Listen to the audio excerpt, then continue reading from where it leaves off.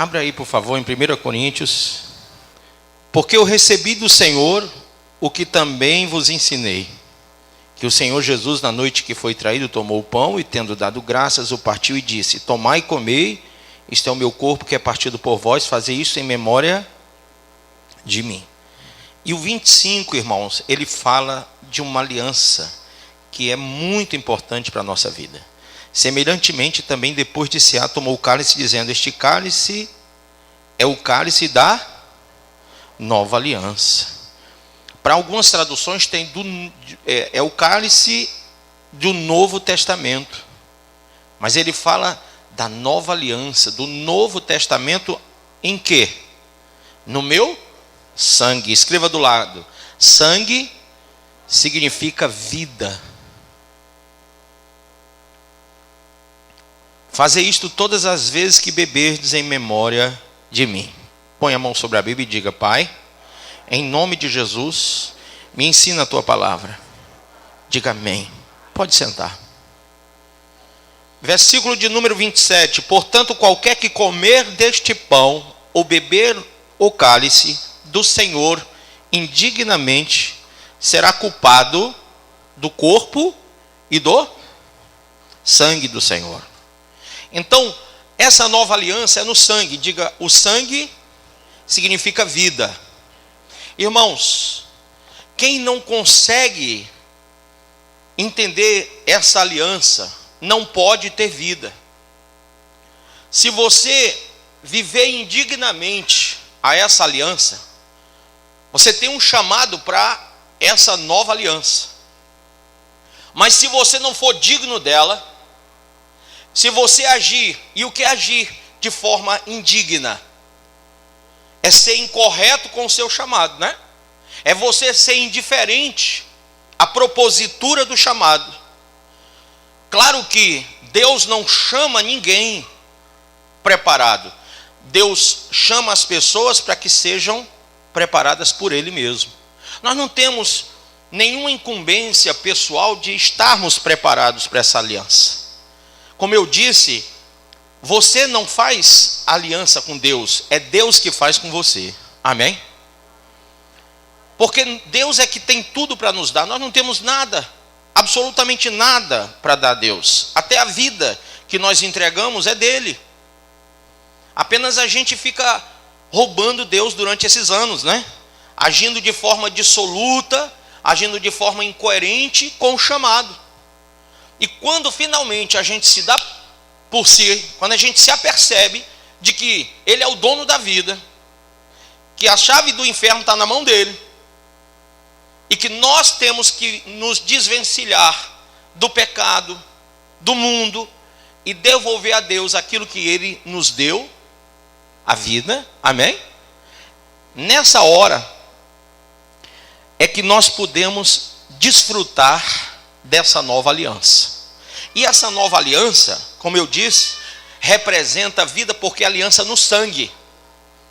E nós vamos falar sobre essa vida, como que deve ser. Já que a aliança é uma aliança de vida, e Ele propôs vida eterna, quem quer a vida eterna? Ora, Ele propôs a vida eterna. Então nós temos que começar a entender que a aliança de vida eterna nos traz o entendimento de estarmos, diga, primeiramente, mortos para o pecado. Abra, por favor, o livro de Romanos, capítulo 6. Pois permaneceremos no pecado para que a graça abunde? De modo nenhum. Nós que estamos, quem disse isso foi Paulo, hein? Nós que estamos mortos para o pecado, como viveremos ainda nele? Diz para o irmão: como que você está morto para o pecado e vive ainda nele? Então, ter aliança com Deus em Cristo é entender o sangue derramado na cruz. Aquele sangue representa uma vida nova, amém? Eu não posso mais viver debaixo dos rudimentos do pecado, da lei do pecado e da morte, mas eu tenho que ver pela lei do Espírito e da vida, amém? Então aqui diz: de modo nenhum nós que estamos mortos para o pecado, como viveremos ainda nele? Ou não sabeis que todos quanto fomos batizados, quem foi batizados? Glória a Deus. Todos quanto fomos batizados em Jesus Cristo, fomos batizados na sua morte. De sorte que fomos sepultados com ele pelo batismo na morte, para que, como Cristo foi ressuscitado dentre os mortos, pela glória do Pai, diga pela glória do Pai, veja, ele morreu e ele ressurgiu da morte. Que ele morresse, todo mundo até podia dizer assim, não, todo mundo morre um dia. Mas quem iria esperar que o morto revivesse? Até mesmo os seus discípulos não acreditavam nisso. Então ele morre, e quando ele ressuscita, ninguém acredita. Mas ele ressuscita para a glória de Deus Pai. Se você morreu para o pecado, você vai ressuscitar para a glória de Deus Pai. Mas talvez nem você acredite nisso. Nem você entenda a capacidade que Deus está te dando pelo Espírito Santo de você ressurgir da morte, da lei do pecado e da morte, para a lei do Espírito e da vida. Essa ressurreição que nós sofremos, vou usar esse termo, em Cristo, é para que nós glorifiquemos a Deus Pai. Então não adianta eu viver dizendo que ressuscitei com Ele, se eu não glorifico a Ele na minha nova vida. Amém ou não amém? Quem entendeu até aí? Veja. De sorte que fomos sepultados com Ele pelo batismo na morte, para que, como Cristo foi ressuscitado dentre os mortos, pela glória do Pai, assim andemos nós também em novidade de vida. Grife aí.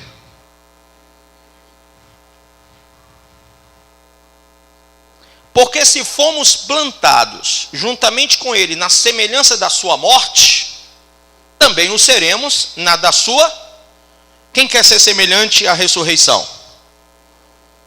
Ele ressuscitou e os discípulos estavam ali no caminho de Emaús e não conseguiam saber que era Ele. Por quê? Primeiro, pela incredulidade. Eu não acredito que Ele ressuscitou. Alguém pode dizer assim: eu não acredito que uma pessoa drogada, uma prostituta, um cheirador de pó, uma pessoa que usa pedra, uma pessoa que está aí, já foi em várias casas de recuperação, um homossexual, uma lésbica, um travesti, um transexual, enfim, esse negócio todo aí. Eu não acredito que exista ex-gay, ex-lésbica, ex-isso, eu não acredito. Você pode até não acreditar, mas pela lei do Espírito e vida, na nova aliança proposta por Deus em Cristo Jesus, nós podemos ressuscitar para a glória de Deus Pai.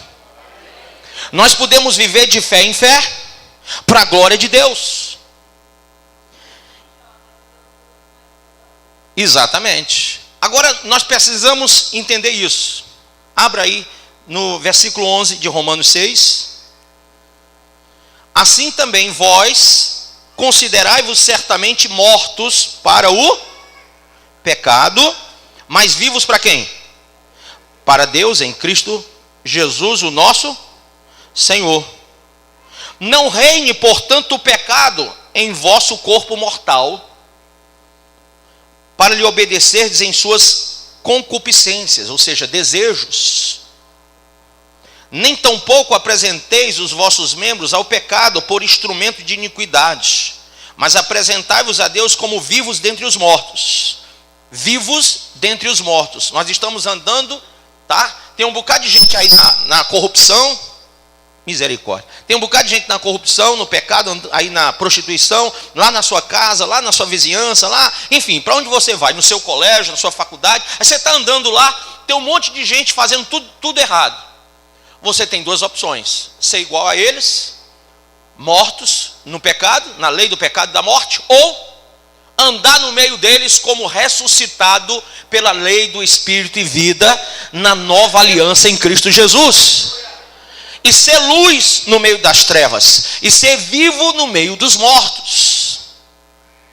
Você pode ser aqui na igreja um irmão abençoado, uma ovelha abençoada, uma ovelha que é pau para toda obra, ou pode ser aquela pessoa que não serve de nada, que só ocupa espaço. Quem está entendendo isso? Se você, sociologicamente, se achar fruto do meio, o meio aqui propõe que você seja e viva para a glória de Deus Pai. Mas só que nós temos a tendência de imitar não a Cristo, mas aquele que está do nosso lado.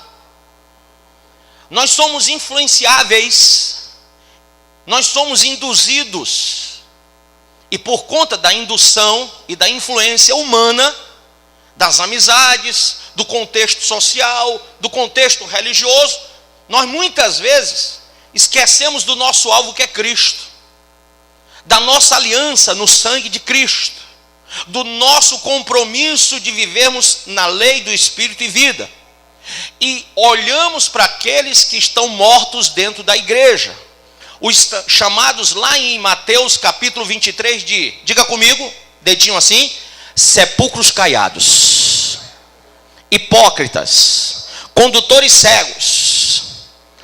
Jesus, eu vou falar só 3, mas ele falou mais. Essas pessoas, elas estão dentro da igreja conduzindo você como um cego conduz o outro. A Bíblia diz, e o próprio Jesus falou, que um cego que conduz outro cego, qual é o destino? Ambos cairão no abismo. Mas se você no meio dos mortos, porque tem morto dentro da igreja, tem morto nas calças, tem morto de vergonha, né? Tem morto de miséria, tem ou não tem? Tem todo tipo de morto dentro da igreja. Mas tem o vivo também.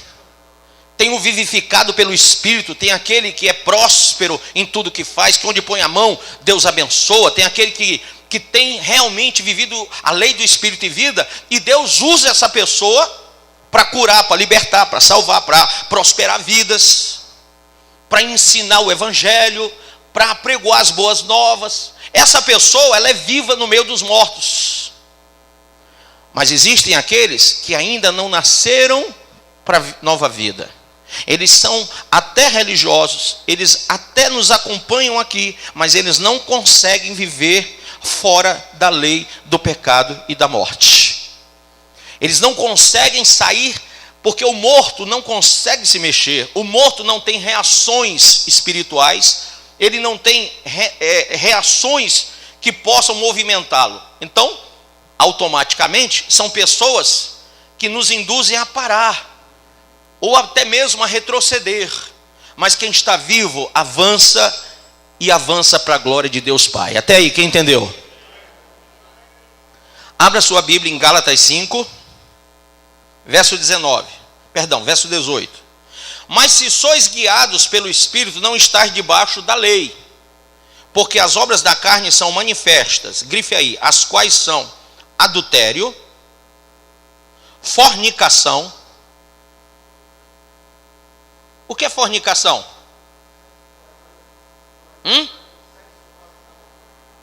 Sexo fora do casamento.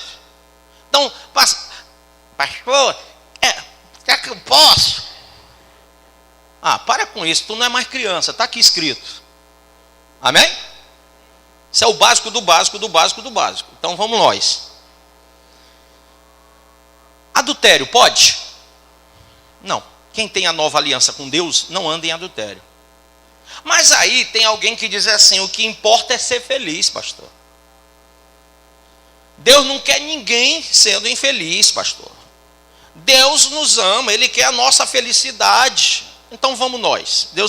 O que importa para Deus é tu ser feliz, né? Paulo disse que passou fome, que passou frio, que foi açoitado por toda a guarda pretoriana. Contou até a chibatada que levou, lembra quantas? 39 mais uma. 39 mais uma dá 40, né? 40 chibatadas. Isso é ser feliz, irmão? Que conheceu os cárceres de Roma. Mas não estava lá fazendo turismo não, ele ficava preso. Uma vez estava ele e Silas preso. no profundo de um cárcere, de uma caverna, amarrado pelos pés e mãos, mas sentado. Sabe o que é você dormir sentado? Amarrado no tronco? Que coisa feliz isso, hein? E eles tinham muitas mulheres, eu não via nenhuma. Paulo disse, importa que vocês, quem pode ser como eu, que seja como eu. Quer dizer, não tenha mulher. Ele não tinha mulher. Olha aí que coisa. Mas o que importa é ser feliz. Aonde, irmão? Me mostra Estevão, maior felicidade, morrendo de rir. Pode mexer com a barriga do morto. Levou um monte de pedrada e morreu apedrejado. O que importa é ser feliz. Jesus estava lá pregado na cruz, todo lascado de tanto chicotada, sabe, ensanguentado até a última gota, pregado pelos pés e pelas mãos e morrendo de rir, não estava? Ou a gente abandona esse falso evangelho para viver o evangelho da cruz, o evangelho de Cristo, ou então, irmão, você está fadado aí para o inferno. Quem entendeu isso? É porque hoje nós temos pastores de todo tipo, inclusive pastores que gostam de falar anedotas para poder o povo ser feliz. Mas a maior anedota, a maior piada que eu acho no meio gospel hoje, é alguém dizer que se pode constituir um novo casamento estando o cônjuge vivo. Pastor, mas fui traído. Qual o teu problema? A Bíblia diz até que a morte morreu? Morreu? Então continua casado. Mas eu me divorciei, pastor. Tem uma carta do divórcio. Você tem a carta do divórcio, mas você não tem autorização para um novo casamento. Entendeu ou não? Quem entendeu? Então quem quer casar, preste bem atenção com quem, por quê? Porque se tu casar errado, vai ficar chupando o dedo, negão. Se a mulher for tinhosa ou o cara for tinhoso, tu vai aguentar até as últimas, ou então vai ficar só. Procure agradar um ao outro, amar um ao outro, cuidar um do outro, porque vocês só têm um ao outro, vocês são uma só carne. E o que Deus uniu, o homem não pode separar. Vamos lá. Fornicação, impureza, lascívia. Impureza todo mundo sabe, mas não custa nada lembrar. A turma que gosta de ver o que não presta e pensar o que não deve, né? De alimentar no coração as coisas que não são boas, que não colaboram, né? Para o seu aperfeiçoamento. Tem gente que gosta de guardar isso. Vamos dar um exemplo de impureza? Não é só coisa imoral não, irmão. A gente pensa logo naquilo, né? Você pode pensar, sabe em quê? Raiva, ódio, mágoa, rancor. Isso também é impureza. Avareza. Viu? Isso é impureza. Pastor, eu ter mágoa no coração é impureza. Tudo que é sujo, tudo que é mal, é impureza. Amém? Então cuidado com isso. Toda ideologia que conspira contra a palavra é impura. Pensamentos, desejos. Tá? Amém? Vamos lá. Lascívia. Vai aqui o meu conselho para as irmãs. Lascívia quer dizer roupa provocante também. Não é só roupa provocante, mas também. Às vezes a mulher ela não entende que ela não deve provocar o outro em qualquer lugar, seja na igreja, seja na rua, seja onde for. Só se o outro for o seu marido dentro do quarto. Amém? Aí você pode provocar à vontade. Mas não sendo seu esposo, se você causa no outro o desejo pecaminoso do sexo fora do casamento, se ele começa a desejar o seu corpo porque você se expõe, você está cometendo lascívia, e aquele que olha para ti te deseja também. Então é muito importante que tanto homens como mulheres tenham muito conhecimento dessa palavra. Tá? Tanto as irmãs com suas roupas decotadas, acochadas. Eita, baixou o pastor da Assembleia de Deus tradicional. Não, irmão. Eu até podia ser chamado assim, né? Porque eu já estou com uns aninhos. Mas não é. Se alguma coisa é tradicional aqui, é a Bíblia Sagrada, ela não muda. Ela não muda. Muda? Ela muda? Não. Se a minha avó chegasse aqui agora, ela ia ter se escandalizar, ela ia ter um piti aqui, ia cair para trás. Porque da época que ela se converteu, em 1960, na Assembleia de Deus, para hoje, 2018, meu irmão, é um choque térmico horroroso. Não é não, pessoal? Então tenha cuidado, irmã, porque a gente não pode modernizar o evangelho, ele continua o mesmo, tá? Amém? Vamos lá. Idolatria, adoração a ídolos. Tá? Quem veio do catolicismo conhece muito isso, mas quem não veio do catolicismo, quem já é evangélico, mas adora o Ceará, o Fortaleza, o Ferroviário, ou qualquer coisa assim, também é idólatra. Quem adora o seu marido, a sua esposa, e coloca acima de Deus também é idólatra. A gente não pode ser idólatra de ninguém, nem de coisa alguma. Amém?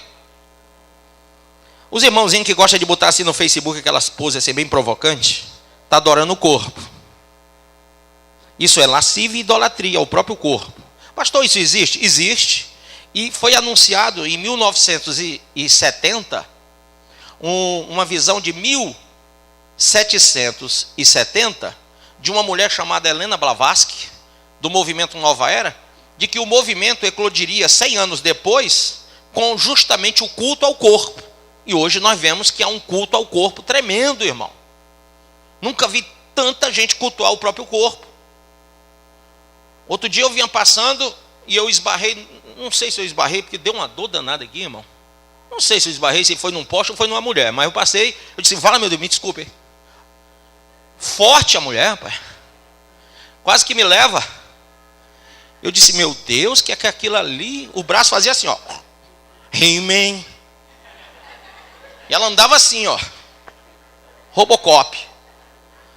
Meu Deus do céu. Não se faz mais mulher como antigamente.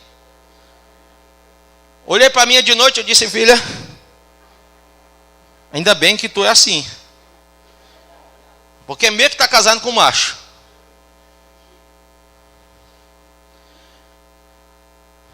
Nós temos que entender que a idolatria é pecado. Amém? A Bíblia diz em Apocalipse capítulo de número 21, 8 e 22, 15, que os idólatras não herdarão o reino dos céus. Tá? Vamos nós. Feitiçaria. Precisa falar? Precisa. Diga, precisa. Vamos lá. Toda obra de feitiçaria, bruxaria, né, magia negra, a gente sabe que existe ou não existe. Mas existe também obra de gente rebelde. Há um texto na Bíblia que fala que toda rebelião é feitiçaria. 1 Samuel 15, 22, quem quiser anotar. Então, rebelião é feitiçaria. Se eu sou rebelde à palavra, se eu sou rebelde ao pastor, eu sou um feiticeiro dentro da igreja. E tem uns irmãos que são. Olha para mim. O irmão chega na igreja, ele é o tal. Ele já sabe de tudo, ele não precisa ouvir nada. O negócio dele é criticar, é condenar, é achar ruim. E tudo que o pastor prega, ele acha que foi para ele, porque ele é o tal. Você nem vem para a igreja, o homem tem um poder tão grande de puxar tudo para ele, fica em casa que é só botar uma antena parabólica. Tem gente que é assim. Irmão, o feiticeiro dentro da igreja, ele nunca quer ser obediente ao pastor. Ele é o do contra. Ele é o criticador. Ele é o perseguidor. Sempre causa divisões no meio de vós. A Bíblia fala. A Bíblia diz, tem cuidado daqueles que causam divisões, contendas no meio de vós. A este não saudeis, não entreis na casa deste, nem comais com eles. Então não tenha comunhão com quem é rebelde. Amém? Às vezes a pessoa diz, ixi, o pastor está dando ordem em mim. Estou. Para que eu sou autoridade de Deus? E para que a Bíblia manda? Quem pode manda e quem tem juízo, pronto.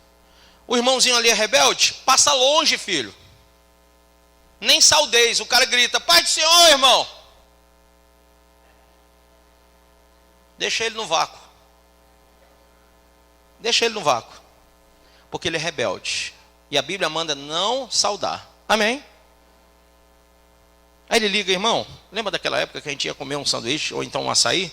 Estou precisando conversar contigo hoje, irmão, vai só. Mas irmão, não. Enquanto tu não te consertar lá no altar, não tem comunhão comigo. Amém? É assim que é a Bíblia. Vamos nós. Inimizades. Precisa falar? Existe inimizades? Existe. Às vezes, irmão, tu só faz topar na cadeira do outro, o cara... Pelo amor de Deus, né? A inimizade é um negócio muito ruim. E dentro da igreja, então, tem gente que gosta de formar grupos. A gente chama de panelinha, né? Aí o irmão chega tentando entrar, é que nem espermatozoide no óvulo. Tentando, mas morre tentando. Entendeu? É bem-aventurado que consegue entrar lá. Porque tem gente que fecha o cerco. Tem gente que diz: não, eu não sou obrigado a ser amigo de ninguém. Para lá, coisa ruim. Querido, se você se isola, Provérbios 18:1, busca o seu próprio entendimento e se levanta contra a verdadeira sabedoria. Nós temos que viver em comunhão uns com os outros. Amém ou não amém? Amém ou não amém? 1 João 3,14. Nós sabemos que já passamos da morte para a vida, porque amamos os irmãos. Quem não ama permanece na morte. Então, se tu é isolado e não ama o teu irmão, não ama a tua igreja, não ama o teu pastor, não quer entrar em comunhão, tu está na morte, não está na vida, filho.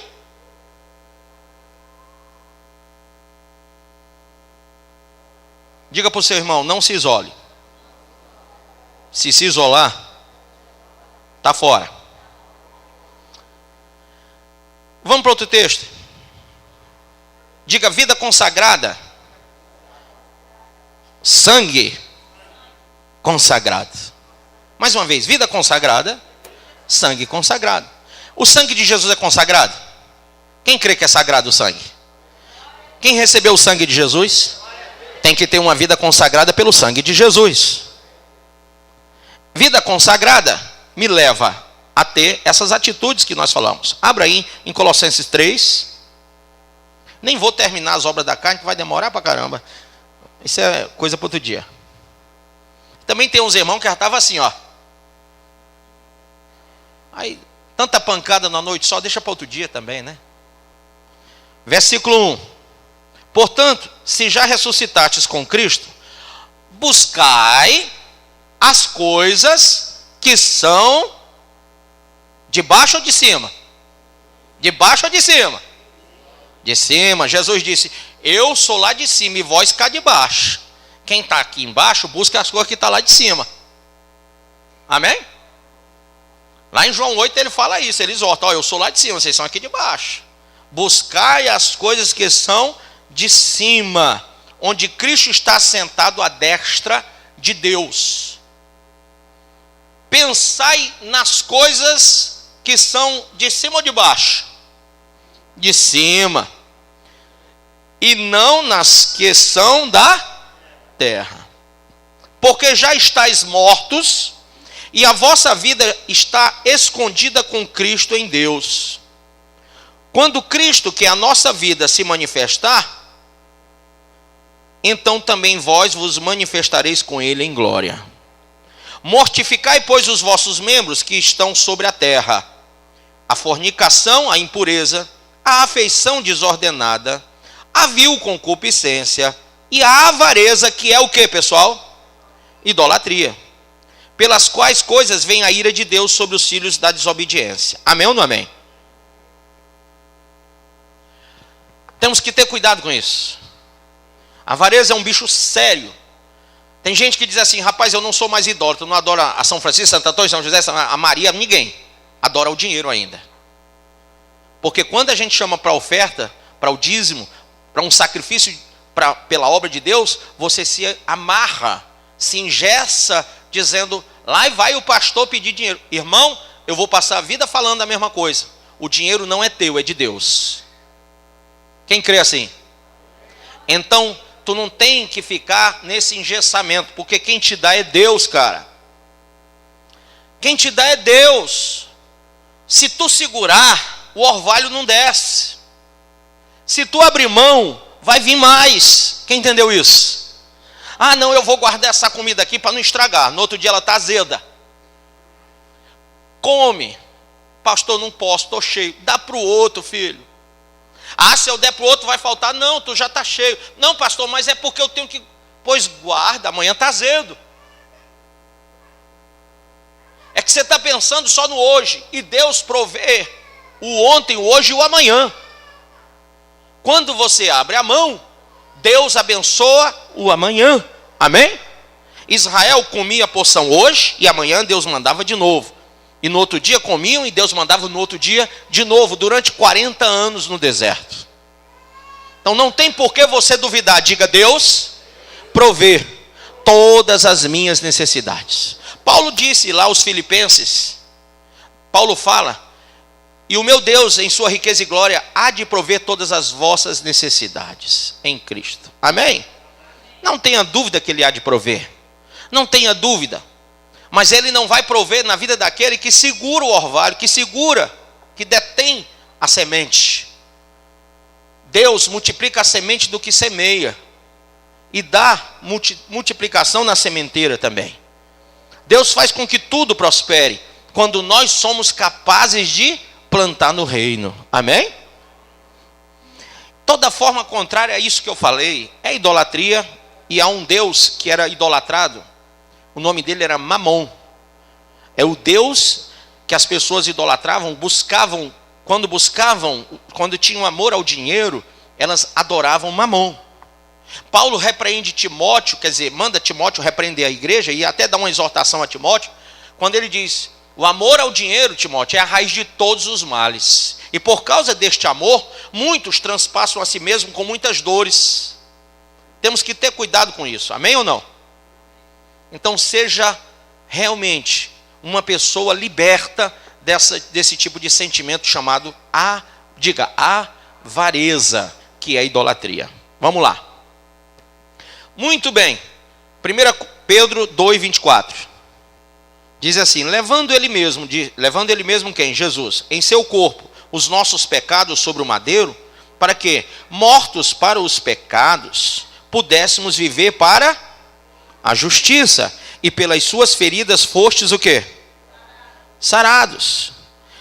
Porque erais como ovelhas desgarradas, mas agora tendes voltado ao pastor e bispo das vossas almas. Pedro está citando quem? Isaías, capítulo 53. Amém ou não amém? Pelas suas feridas fostes sarados. Ele está lembrando do que o profeta Isaías falou. Lembre-se disso. Amém? Vamos nós. Irmãos, sangue sagrado, vida sagrada. A vida é consagrada a Deus. Mas o meu tempo tem que ser consagrado a Deus. Eu tenho que ter comunhão com Deus nesse sentido.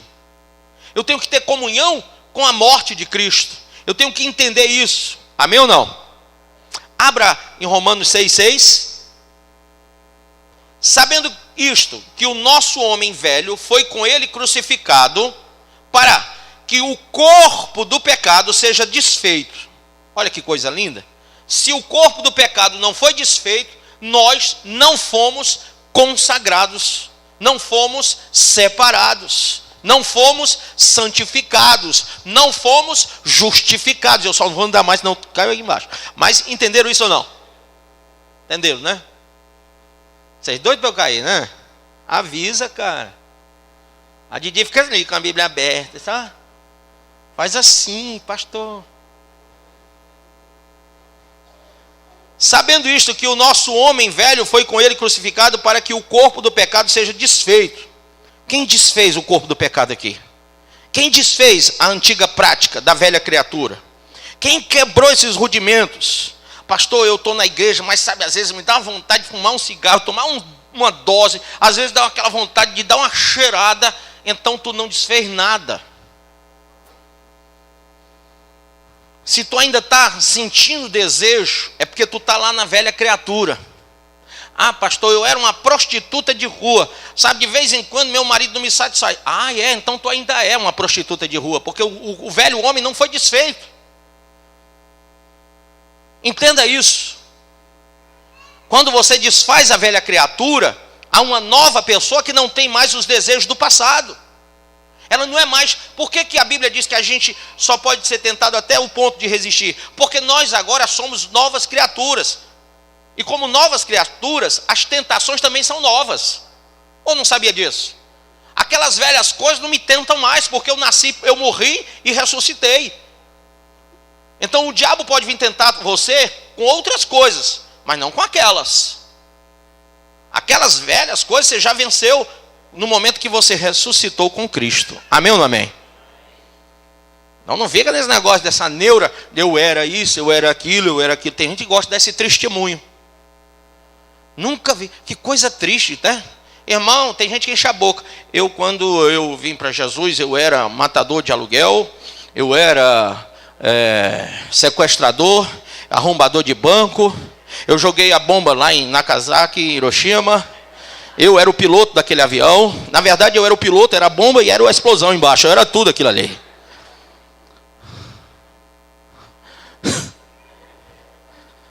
Aí eu vou ficando bem pequenininho na cadeira lá do meu escritório, que eu digo, meu Deus, eu me converti com 5 anos, 4,5. Como é que eu posso aparecer diante desse testemunho tão grandioso? Aí o Espírito Santo diz, é só tu dizer que tu nasceu e não se desviou do Evangelho. Amém? É só tu falar que tu não precisou de nada disso, que a tua necessidade está em mim e eu supro todas as tuas necessidades. O maior testemunho que você pode dar para os homens é que você não se desvia, que você não larga o Evangelho, que você não tem vergonha do Evangelho, porque você vive com prazer, com alegria a vida de cristão. Amém? Muito bem. Então eu tenho que ter disponibilidade incondicional para essa vida, porque o sangue é consagrado, a vida tem que ser consagrada, então eu tenho que ter disponibilidade para isso. Imagina Noé. Sim, senhor, você achou graça aos meus olhos, meu filho. Vai haver um dilúviozinho na terra, vai morrer todo mundo. Mas como tu achaste graça aos meus olhos, vou livrar a tua cara e a tua família. Mas tu tem que convencer eles de entrar num barco que tu vai construir. E não é pequeno. Tu vai passar 40 anos construindo um barco no meio do areal. O barco é assim, assado, cozido e frito. Tu vai fazer desse jeito. Eu quero com essa altura, com essa largura. Eu quero com tantos andares. Tu entendeu, Noé? Espera aí, senhor, que eu ainda estou anotando. Fala tudo. E ele vai anotando. E sabe por que eu sei que ele anotou? Porque está tudo descrito na Bíblia. E ele não tinha cabeça de elefante para decorar tudo. Então, e ele já era velho. E eu não sei por que eu estou dizendo isso para vocês, né? Então, porque é besteira. Onde é que eu estava? Noé, né? Tá bom. Noé foi e disse, Senhor, desculpa mas eu estou um pouquinho aflito com as minhas coisas do cotidiano. É que eu estou pagando a prestação do celular. Eu tenho que fazer minha faculdade. Sabe, eu estou construindo uma casa e não está muito fácil de pagar a construção. Eu comprei um terreno à prestação que ainda está, olha, suado. Então não vai dar, Senhor. Se ele dissesse isso, ele morria, não morria? Pois então ele disse, sim, senhor. Samuel, quem me chama? Correu para Eli. Diga, Senhor. Não foi eu que chamei, não, volta. Dormiu. Samuel, sim, senhor. Não, meu filho, eu não te chamei. Samuel, sim, senhor. Não foi eu que lhe chamei, foi Deus. E quando ele chamar de novo, vai para ele e diz, eis-me aqui, Senhor. Fala que o teu servo ouve. E Samuel fez isso, e tudo que Deus ordenou, ele o fez. E quando ele levou a Eli a palavra que Deus lhe dera, Eli também se resignou diante do seu veredito, da sua sentença. Não tem como, irmão, a gente tem que ser realmente positivo nas coisas de Deus. Eu tenho que me dispor incondicionalmente, não tem nada que possa estar entre eu e Deus. Aí tem gente que não quer dar tempo para as coisas de Deus, não quer ter tempo para orar, não quer ter tempo para jejuar, não quer ter tempo para evangelizar, não quer ter tempo para nada, nem para ir para o culto, e diz que é servo de Deus, e que está em aliança, que tem compromisso. Você não tem a nova aliança, você não ressuscitou com Cristo, você não vive para a glória de Deus enquanto você não tiver disponibilidade para isso. Amém ou não amém? Paulo deixou de ser um capitão de 50 da guarda, um cara rico, ele tinha muita riqueza, ele deixa tudo isso, ele pega a sua riqueza e transforma em papiros e tinta, para escrever as cartas. Moisés deixou de ser filho da filha de Faraó, para ser o profeta Moisés no deserto. Amém ou não amém? Então a gente tem que começar a ter disponibilidade, irmão, para as coisas de Deus. Diga para o seu irmão: irmão, esteja disponível, incondicionalmente. Irmãos, esse domingo vai ter evangelismo. Ih, pastor, marquei com a minha família, ó. Ô, rapaz, se eu tivesse falado antes.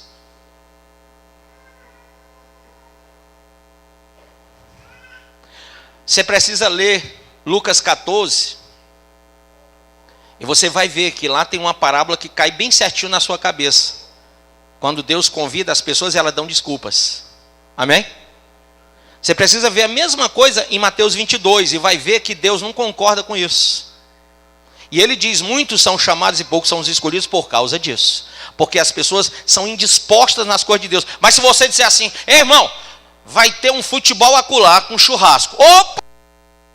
Fala para mim onde é. Diz aí, manda um zap para mim agora.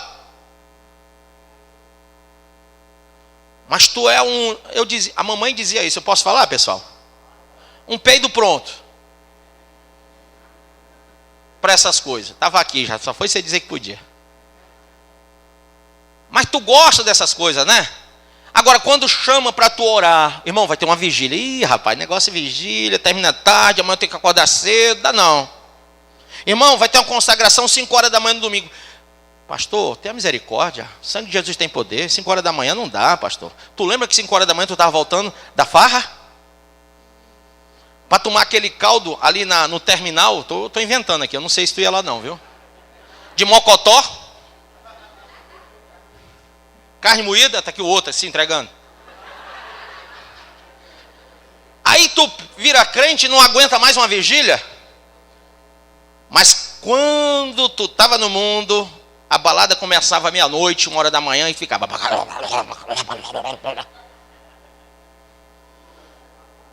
Hein? Fortal, Carnaval, eu não sei o nome do resto não. Os tal, tudinho. Tu ia para tudo, pagava tudo. Pagava a mortalha, o abadá, tudo que viesse pela frente. Passava a noite feito índio.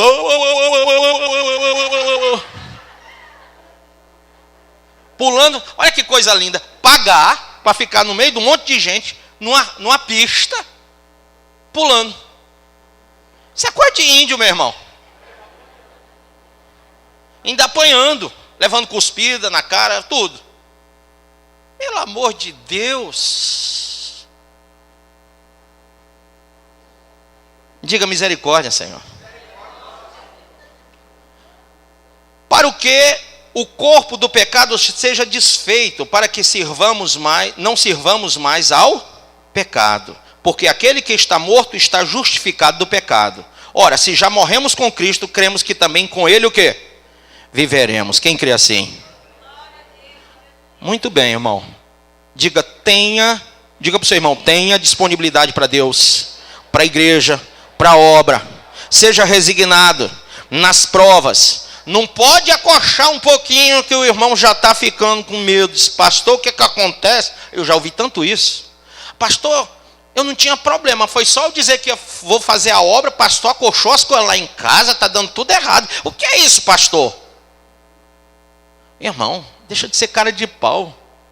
Tu está dizendo que o motivo da tua desgraça é a obra de Deus? A Bíblia diz que o motivo da nossa desgraça é o pecado que há em nós. Não vem com essa não. Tu está querendo botar a culpa numa coisa que tu ainda nem começou a fazer. Eu faço já há muitos anos e sei que a gente pode viver em Cristo, por Cristo e para Cristo, e não há derrota na vida do cristão que vive o Senhor. Amém? Não vem com essa. Eu era para estar 7 palmas abaixo do chão se fosse por isso. Não vem com essa. Muito bem.